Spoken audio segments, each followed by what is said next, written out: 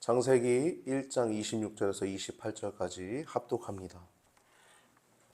하나님이 가라사대 우리의 형상을 따라 우리의 모양대로 우리가 사람을 만들고 그로 바다의 고기와 공중의 새와 육축과 온 땅과 땅에 기는 모든 것을 다스리게 하자 하시고, 하나님이 자기 형상 곧 하나님의 형상대로 사람을 창조하시되 남자와 여자를 창조하시고, 하나님이 그들에게 복을 주시며 그들에게 이르시되 생육하고 번성하며 땅에 충만하라.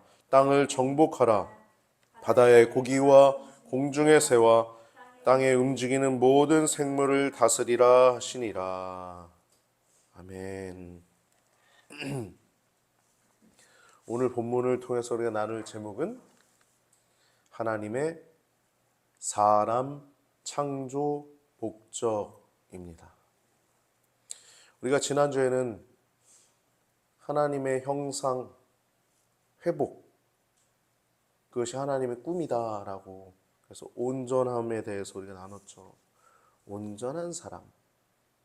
우리는 모두 다 온전하게 하나님이 만드시길 원하셔서 이 세상에 났습니다.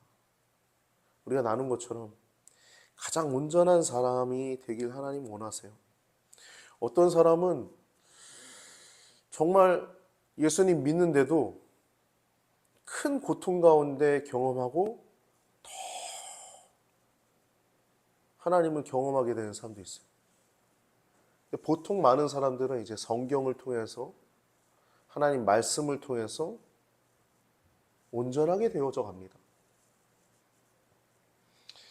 우리 이지선 교수님 계시죠? 그분이 저보다 한두 살 많으신데 7, 8년생이시더라고요. 그분이 아주 어여쁜 나이에 대학교 4학년 때 이제 차를 타고 차에 타고 같이 가다가 가족이랑 갔던 것 같아요. 오빠가 있었던 거 보니까. 네. 큰 교통사고가 나가지고 7중 추돌이 있는 가운데 그 차가 불이 났대요. 그래가지고 이지선 교수님이 이지선 양이 그 온몸에 화상을 입어가지고 정말 죽기 직전에 그 40번에 걸친 수술을 통해서 지금의 모습을 이제 갖게 됐고, 또 중환자실에서 큰 고통 가운데 있다가 이제 중환자실에서 나와서 물을 한 모금 먹을 때 그 시원함, 그 청량함, 그걸 잊을 수 없다. 그 물 한 모금 먹는데 그 큰 기쁨.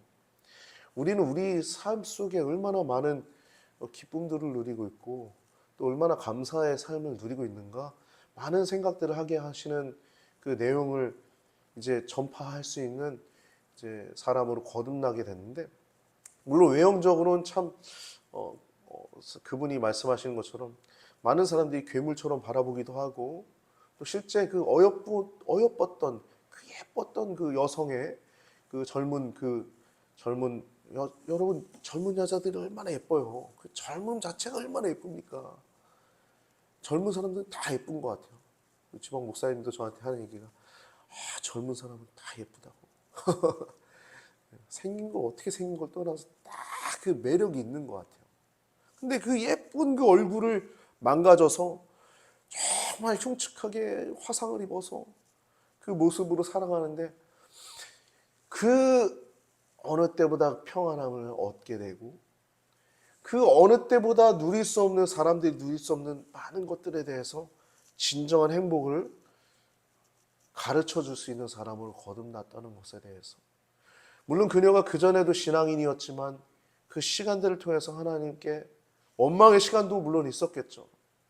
그러나 정말 하나님이 원하셨던, 우리와 교제하길 원하셨던 그 소소한 기쁨들을 아주 작은 것부터 느낄 수 있었다는 것은, 물론 우리가 그러한 고통을 당하지 말아야겠죠. 그러나 그녀가 경험한 하나님과의 깊이는 이루 말할 수 없을 것입니다. 할렐루야. 여러분, 그러한 감사가, 작은 것 하나의 감사가 여러분과 저의 삶 가운데 있게 되기를 바랍니다. 하나님이 사람을 창조하신 목적은 하나님과 교제하길 원하신 거예요. 오늘 본문에 보면은 창세기 1장은 천지를 창조하죠. 그리고 마지막 날에 짐승들, 동물들을 창조하시고 육축들을 창조하시고 그다음 가장 마지막에 하나님의 형상을 닮은 우리 인간들을 창조하셨다는 거예요. 우리가 우리의 형상을 따라 우리의 모양대로 우리가 사람을 만들자 하셨어요. 우리는 누굽니까? 하나님이시죠. 성부, 성자, 성령 하나님. 삼일체 하나님께서 우리의 형상을 따라 우리의 모양대로 사람을 만들자는 거예요. 이거는요, 창조자의 모양대로 만들었다는 것입니다. 하나님의 모습대로, 모양대로. 하나님의 품성을 얘기하는 거예요. 하나님 여자냐 남자냐 그게 중요한 게 아니라 하나님의 모양대로, 하나님의 형상대로, 하나님의 인격대로, 하나님의 영혼, 그 영혼을 우리 가운데 주셔서 하나님과 교통할 수 있도록 만드셨다. 창조자의 모양대로 만드셨다는 키 포인트는 외형이 아니라 하나님과 교제할 수 있도록 만드셨다. 그렇게 우리에게 영혼을 주셨다는 것이 중요한 내용인 거예요. 그래서 우리 형상을 따라 우리의 모양대로 우리가 사람을 만들고 또 하나님이 또 한 번 더 반복하시죠. 하나님이 자기 형상 곧 하나님의 형상대로 사람을 창조하실 때 남자와 여자를 창조하시고 하나님 모양대로 만드셨다는 거예요. 그 다음 또 두 번째 얘기가 나옵니다. 다스리게 하자는 거예요. 그로 바다의 고기와 공중의 새와 육축과 온 땅과 땅에 기는 모든 것을 다스리게 하자. 그러니까 세상을 다 만들어 놓으시고 이 세상을 통치할 자로 누굴 만드셨냐? 사람을 만드신 거예요. 그러니까 우리는 통치 대리자인 거예요. 청지기. 이 세상을 잘 다스려야 하는 존재들인 겁니다. 한 번 더 반복하시죠. 그들에게 복을 주시며 돼지한테 복 줬대요? 개한테 복 줬대요? 아니, 사람에게 복을 주셨다는 거예요.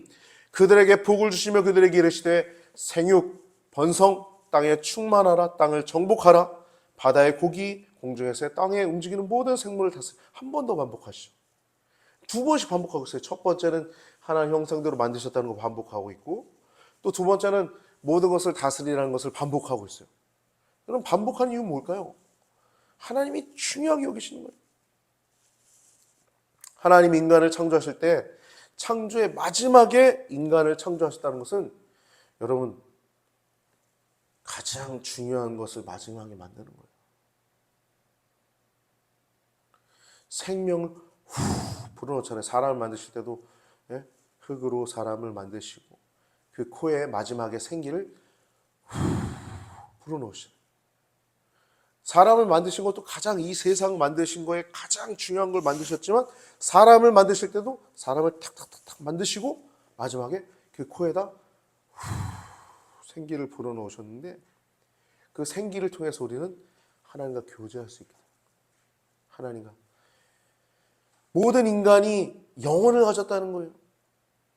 하나님의 형상대로 지음받아 하나님의 모양대로 지음받아 그래서 만물의 가장 중요한 존재로 하나님과 교제하는 존재로 만드셨다는 것입니다. 여러분 창세기 1장 말씀은 모든 인간의 인본주의를 배격합니다.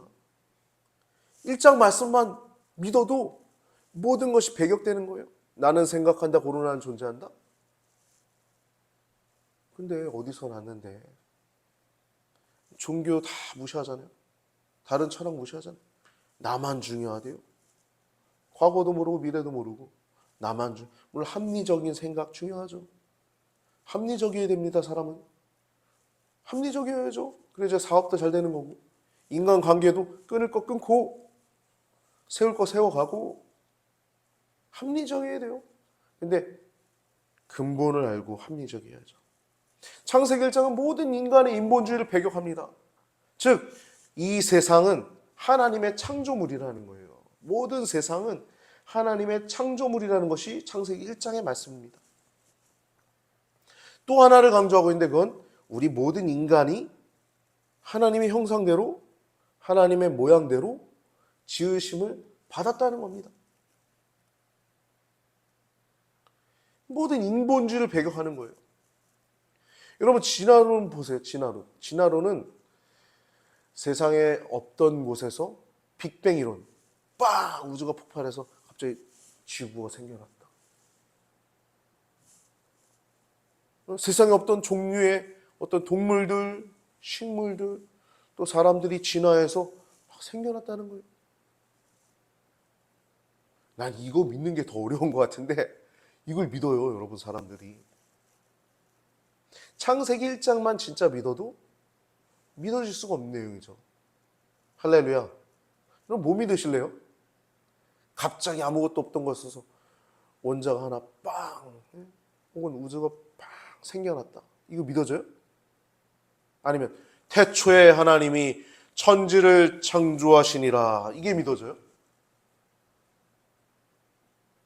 당연히 후자가 믿어지죠. 더 이성적으로도 합리적으로도 이해가 되지 않습니까? 그러니까 성령의 감동 없이는 예수를 주라고 할 수 없는 거예요. 성령의 감동 없이는 이 하나님의 감동으로 되어진 성경이 안 믿어지는 거예요. 불쌍하죠. 그래서 모든 창조물 숭배를 배격합니다. 창세기 1장은.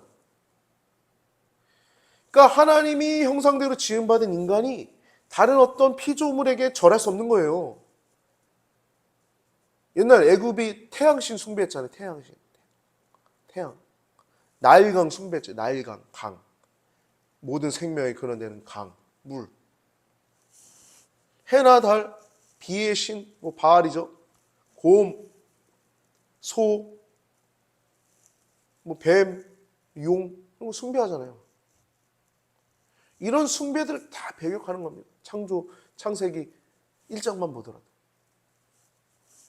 오늘 본문 1장 26절, 28절을 보면, 먼저 1장 전체를 보면 천지 창조에 대해서는 하나님의 존재를 우리에게 알려줘요. 하나님의 능력을 알려줍니다. 또 하나님의 주권을 알려주는 거예요. 창조한 분이 심판도 하시는 거죠. 창조한 분이 통치도 하시는 거예요. 창조한 분이 모든 것을 관할하시는 것입니다. 때가 되면 인과응보라고 하죠. 반드시 심판받습니다.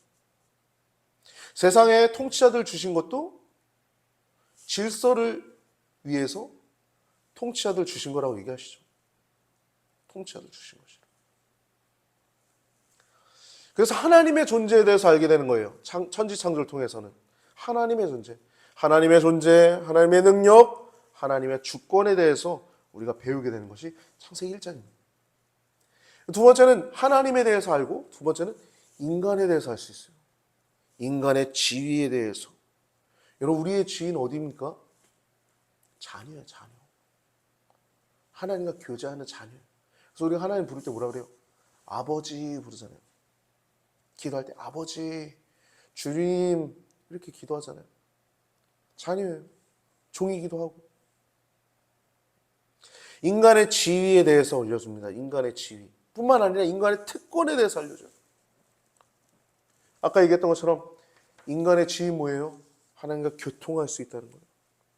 자녀로서 하나님과 교통할 수 있다. 기도하고 교제하고 동행하고. 이 인간의 지위. 하나님의 형상대로, 하나님의 모양대로 지음받은 것. 지위. 레벨. 인간의 레벨이 하나님과 교제할 수 있는 레벨이라는 거예요.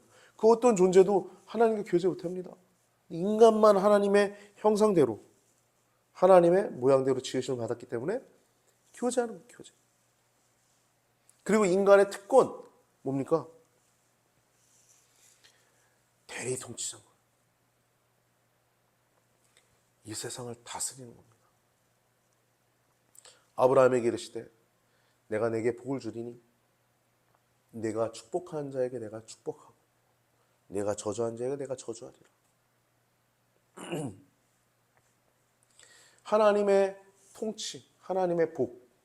그러니까 우리가 뭐 악한 마음으로 저주하는 거, 우리가 잘못된 원형으로 저주하는 건 하나님이 저주 안 하시겠죠. 근데 우리가 바르게 살고 우리가 온전하게 살면서 억울한 일 당해. 그럴 때 저주할 수 있잖아요. 그리고 사람이 항상 좋은 일만 있습니까? 나쁜 일도 있잖아요. 내가 바르게 걸어가고 있는데 나쁜 일이 있잖아요. 모르드게가 하만 저주했겠어요? 안 했겠어요? 10번, 100번, 1000번 저주했을 거예요. 모르드게가. 에스더서에 모르드게가 하만은 얼마나 저주했겠습니까? 속으로 하나님 이 유대인을 살려주십시오. 저 악한 교만한 저 하만을 하나님 판단해 주십시오. 얼마나 저주했겠어요? 모르드게가.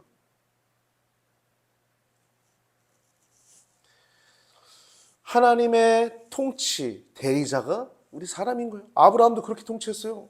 심지어 수많은 왕이 와가지고 조카로 그 소돔에 많은 사람들 끌고 갔을 때 아브라함이 기르고 집에서 기른 사람들 300명인가요? 데리고 가가지고 그 이웃들 부족들 같이 데리고 가가지고 잡아옵니다. 다 데리고 옵니다. 힘도 얼마나 막강했어요. 힘도. 그럼 힘도 길러야 돼요.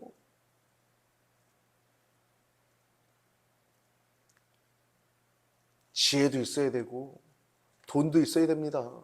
열심히 사세요. 열심히 살면 돈 버는 겁니다. 지혜요. 열심히 공부하세요. 기도하세요. 하나님이 가장 원래 원형대로 우리를 만들어 가십니다. 31절을 보면요. 하나님이 그 지으신 모든 것을 보시니 보시기에 심히 좋았다라 그래요. 31절에 보면 마지막 1장 31절. 하나님이 그 지으신 모든 것을 보시니 마지막에 다 만드신 거예요. 사람까지. 그 지으신 모든 것을 보시니 보시기에 심히 좋았다라고 얘기해요. 저녁이 되면 아침이 되니는 여섯째 날이니라. 천창주 6일 동안 하나님이 지으시면서 하나님이 보시기에 좋았더라. 4절, 10절, 18절, 21절, 25절. 하나님이 보시기에 좋았더라. 하나님이 보시기에 좋았더라. 하나님이 보시기에 좋았더라. 계속 반복합니다. 근데 마지막 31절에 보면 하나님이 보시기에 심히 좋았더라 라고 얘기하고 있어요. 이 심히라고 하는 단어는 히브리어 원어로 보면 메오드라고 하는 단어입니다. 이 단어는 이 심이라고 하는 이 단어는 메오드라고 하는 이 히브리어는 풍부하다, 크다, 심하다, 강렬하다, 무수하다라 하는 그 의미를 갖고 있는 단어예요. 즉 이거는 양과 질에 있어서 더할 나위 없는 완벽한 상태, 완전한 상태를 의미하는 거예요. 즉 하나님이 심히 좋았다고 할 때 그 말씀 하나님 보시기에 단 하나의 모자람도 없음을 표현하기 위한 것입니다. 완벽하다, 완전하다 그랬던 거예요. 이와 같이 아름답고 완벽하였던 창조물이 오늘날 우리가 보는 것처럼 오염되었고 또 부조화 가운데 있고 조화롭지 못한 무질서 가운데 있는 것은 인간의 타락과 함께 만물도 죄 가운데 종로를 타고 있기 때문이에요. 우리가 지난주 설교 내용 우리가 말씀 나눴던 내용이 하나님의 꿈이었죠. 하나님의 꿈. 하나님 형상의 회복이 하나님의 꿈이었어요. 온전케 되는 것. 우리가 온전하게 되는 것. 우리가 부자 되는 거 말고 부자 되게 하는 건 하나님 하실 수도 있고 안 하실 수도 있고. 근데 우리가 온전케 되는 건 진짜 하나님의 꿈인 거예요. 하나님의 본래적인 소망하는 거.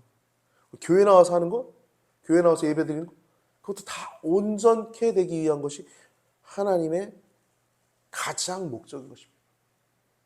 그래서 디모데후서 3장 16절 17절 보면 모든 성경은 하나님의 감동으로 된 것으로 교훈하시고, 교훈이 뭡니까?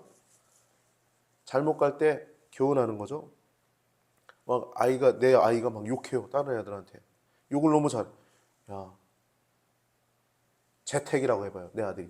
재택아, 너 욕하지 마. 욕하는 거 멋있지 않아. 그냥 뭐 잘못했으면 하지 마라고 얘기하든지. 응? 그냥 그렇게만 얘기하면 되지. 욕을 왜 해? 응? 바른 길 가도록 교훈하는 거. 교훈하는 거예요. 성경 말씀을 통해서 교훈하는 겁니다. 책망하는 것.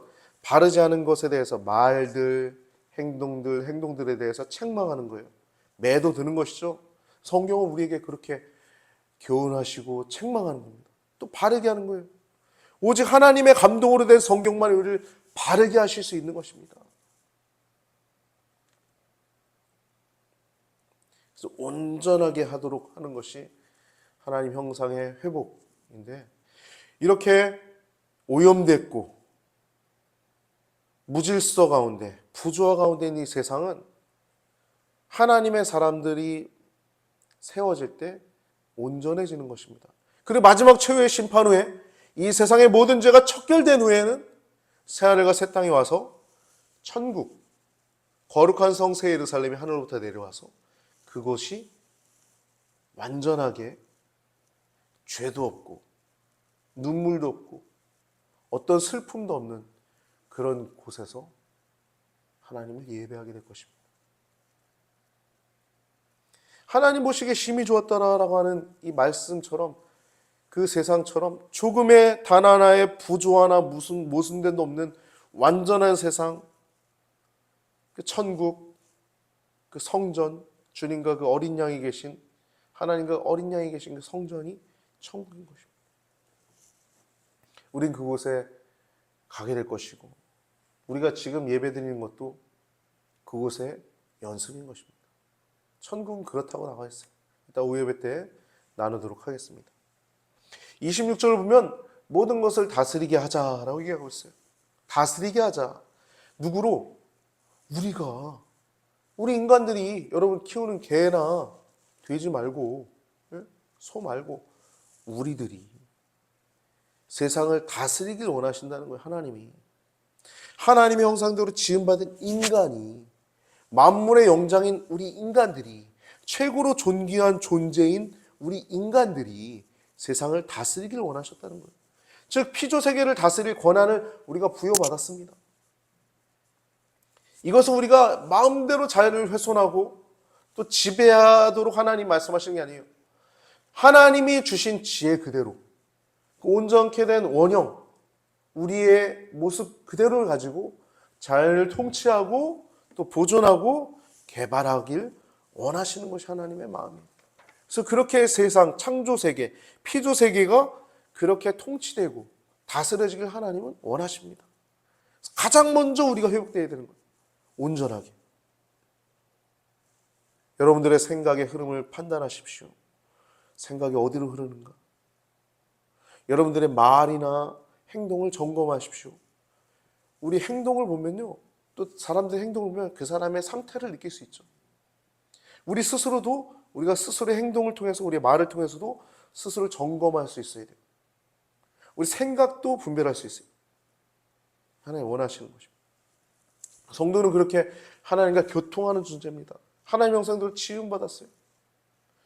요한복음 16장 13절을 보면 그러하나 진리의 성령이 오시면 그가 너희를 모든 진리 가운데로 인도하시리니 그가 자의로 말하지 않고 오직 듣는 것을 말하며 장래일을 너희에게 알리시리라 라고 말씀하고 있습니다. 즉 성령님과 동행하시는 것, 진리의 성령님과 동행하는 자만이 모든 진리 가운데 인도받을 수 있는 거예요. 쓸데없이 태양에가 숭배하지 않고 베드로 성인에게 가서 기도하지 않고 마리아에게 가서 기도하지 않고 오직 우리의 주가 되시고 우리의 죄를 용서하신 어린 양 되신 예수 그리스도의 이름으로 기도하는 자들, 우리를 그렇게 진리 가운데 인도하신다는 거예요. 진리의 성령께서 그렇게 하나님 말씀으로 우리를 온전하게 되고 진리 가운데로 가장 온전하게 인도함을 받고 있습니다. 요한계시록 22장 10절에서 11절 보면 저는 이 말씀 보면 되게 무서워요. 말씀을 임봉하지 말래요. 또 내게 말하되 이 책의 예언의 말씀을 임봉하지 말라. 때가 가까우니라. 그 다음 하는 말씀이 불의를 하는 자는 그대로 불의를 행하게 하고 더러운 자는 그대로 더럽고 의로운 자는 그대로 의를 행하고 거룩한 자는 그대로 거룩되게 하라라고 얘기하고 있어요. 정리합니다. 여러분, 하나님의 형상대로 우리는 존귀하게 지음을 받았습니다. 또 그렇게 교통하도록 만드셨고 통치 대리자로 우리를 세우셨어요. 여러분들은 반드시 승리하셔야 됩니다. 우리가 승리해야 되는 이유는 하나님이 우리에게 승리를 주실 것이기 때문입니다. 할렐루야. 제가 가깝게 지내던 직장 동료가 있어요. 그 친구가 늘 장난을 많이 치고 사람들에게 막 이렇게 티격태격해요. 제가 늘 그 친구에게 하는 얘기가 있었어요. 이겨. 꼭 승리해. 이겨야 돼. 내가 우스갯소리로 늘 얘기했어요. 여러분, 그건 제 생각이 담겨 있는 겁니다. 우리 늘 승리해야 되는 존재입니다. 사람을 만나더라도 누가 대화를 하더라도 뭐 싸워서 이기란 얘기가 아니라 말로 이겨 먹으란 얘기가 아니라 인생의 승리를 하라는 얘기입니다. 여호와 하나님과 함께 승리를 하라는 것입니다. 여호와 니시라는 말은 여호와 니시라고 하는 말은 니시라고 하는 자체가 승리라고 하는 단어거든요. 여러분 나이키 아시죠? 나이키, 리복 뭐 그런 거 있잖아요. 아디다스 그중에 나이키 있잖아요. 나이키가 니키라고 하는 단어에서 왔어요. 니키.